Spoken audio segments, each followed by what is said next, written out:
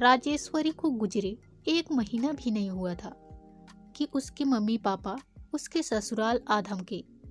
लगभग धमकी भरे लहजे में अपने दामाद गुंजन से बोले, कार्तिक मेरे पास रहेगा। क्यों आपके पास रहेगा? उसका बाप जिंदा है। गुंजन ने भी उसी लहजे में जवाब दिया, उसकी परवरिश करना तुम्हारे वश में नहीं। वे बोले, बड़े होने के नाते मैं आपकी इज्जत करता हूँ, लेकिन यह हमारा निजी मामला है। निजी कैसे हो गया? कार्तिक मेरी बेटी का पुत्र है। उसकी उम्र अभी मात्र 7 महीने है। तुम नौकरी करोगे कि बेटा पालोगे? गुंजन के ससुर जयप्रकाश बोले, जानकी दीदी के हाथों वह सुरक्षित है। गुंजन ने सफाई दी, तो भी यह बच्चा तुम्हें मुझे देना ही होगा। जयप्रकाश देना शब्द पर जोर देकर बोले, राकेश तू अंदर जाकर बच्चा ले आ। राकेश उनका इकलौता बेटा था। भले ही उम्र की 42वें पायदान पर था, तथापि स्वभाव से उड़नता गई ना थी।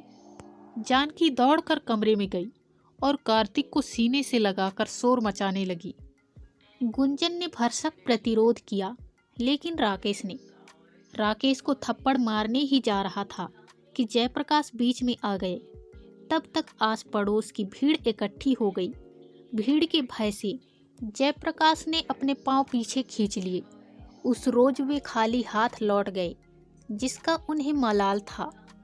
प्रसंगवश यह बता देना आवश्यक है कि गुंजन और राजेश्वरी का अतीत क्या था।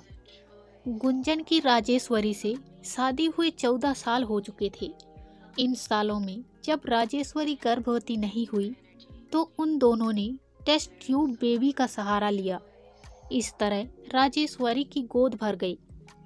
जब तक राजेश्वरी मां ना बन सकी थी, तब तक गुंजन ने उसे सरकारी नौकरी में जाने की पूरी छूट दे रखी थी।